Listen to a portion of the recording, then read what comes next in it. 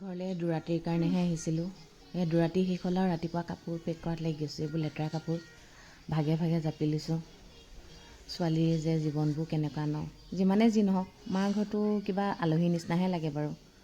এতিয়া শহুৰৰ ঘৰখনহে নিজৰ ঘৰ নিচিনা। এতিয়া শহুৰৰ ঘৰত মানে থাকিয়েই ভাল লাগে সঁচা ক'বলৈ গ'লে। গুড মৰ্ণিং, সকলোকে মোৰ মিনি ব্লগটোলৈ স্বাগতম জনাইছোঁ। আশা কৰোঁ সকলোৰে ভাল, মোৰতো ভালেই বাৰু। মাৰ ঘৰলৈ গ'লে মোবাইলটো ইউজ কৰি থাকিবলৈ ইমান মন নাযায় জানে।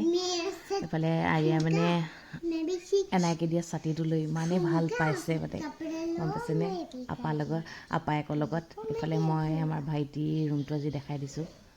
ভাইটি যোৱাৰ পিছত সদায় ৰুমটো বাইদেউ চাফা কৰে, মাও চাফা কৰে দেই। সি L&T ফাইনেন্সত কৰে, এইবোৰ চাৰ্টিফিকেট হয়। এনেই এবাৰ দেখাই দিলোঁ আৰু মানে কি হয়, এইবোৰ কথা পাহৰিয়ে থাকোঁ যেনে ঘৰলৈ গ'লে। এইফালে মায়ে মৰমৰ টোপোলা দিছে। আমি চব বস্তু কিনিয়ে খাওঁ, তথাপিও মুড়ি, মিঠৈ, নিমকি, চাহপাত, আকৌ চাউল দিছে, শাক পাচলি দিছে। তাৰপিছত দিছে মোৰ শাহুমালে আমলখি শুকুৱাই মেলি দিছে। এইফালে আচাৰ দিছে। এইফালে ৰাতিপুৱা মানুহজনক ব্ৰেকফাষ্ট দিয়া হৈছে আৰু ৰাতিপুৱা নহয় আৰু 12টা বাজি গ'ল আৰু। তাৰপিছত এইফালে ভাগে ভাগে বস্তু ভৰাই লৈছোঁ। মানে মৰমত দিয়া বস্তুবোৰ থাকি যাব বুলি ভয় লাগে ন।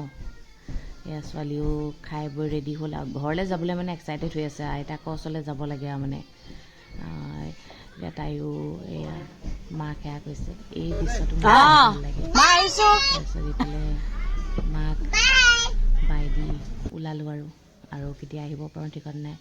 আৰিয়াতো স্কুলেই যাব ন। তাৰপিছত ঘৰলৈ বুলি যাত্ৰা আৰম্ভ কৰিলোঁ। যাত্ৰা কৰি এতিয়া যোৰহাট পালোঁহি যিহেতু। খাজৰিঘাটত মানে এইফালে আমাৰ মাহী থাকে ন, ডাঙৰ মাহী তাত সোমালোঁ। নোসোমালে আকৌ বেয়াও পায় যে, এইফালে সোমাই মেলি মানে ভাত খাবলৈ সোমালোঁ। মাহীয়ে ভাত চাত বনাই মেলি ৰেডি কৰি থৈছে। এইফালে হৈছে আৰিয়াৰ ককা দেই, এয়া মহা হয়। সেয়া চুমা এটা দিছে আৰু মৰমটো চবলৈ আছে আৰিয়া দেই, চবলৈ আছে। তাৰপিছত এইফালে মাহীয়ে তিল পিঠা, নাৰিকল পিঠা আৰু তেল দিয়া পিঠা পেক কৰি দিছে। তাৰপিছত যোৰহাটৰ মানে জহা চাউলখিনি বৰ ভাল, তাৰপৰা 10 কেজি চাউলো লৈ আহিছোঁ। এইফালে এতিয়া আমি ক'লৈ আহিছোঁ জানে, এয়া হৈছে মই ফেচবুকৰ পৰা চিনাকি হোৱা মণিকা বাইদেউ। কিন্তু মণিকা বাইদেউৰ লগত মোৰ মানে এনেকুৱা এটা আপোন মানুহৰ নিচিনা ভাৱ হৈ গৈছে মানে, যেতিয়া গম পালে মই ঘৰলৈ যাম বুলি, সেইদিনাখনেই তেওঁ মোক ৱেলকাম টু শিৱসাগৰ বুলি কৈছে দেই। মোৰ ইমান বেছি ভাল লাগিছে।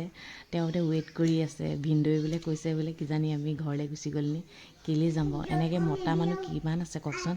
এইফালে গ'লোঁ, চাহ তাহ খালোঁ। তাত চাহ তাহ খাই মেলি আহি আছোঁ মানে ভাগৰ লাগিছে মানে। এইফালে ভোগালী মনচুনত সোমালোঁ।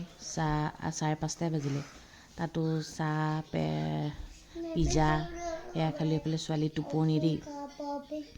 তাৰপিছত চাহ তাহ খাই মেলি ওলালোঁ। ওলাই আহি ঘৰ পালোঁহি আৰু যিমানে যি নহওক ঘৰখন পালেহিয়ে ভাল লাগে ন।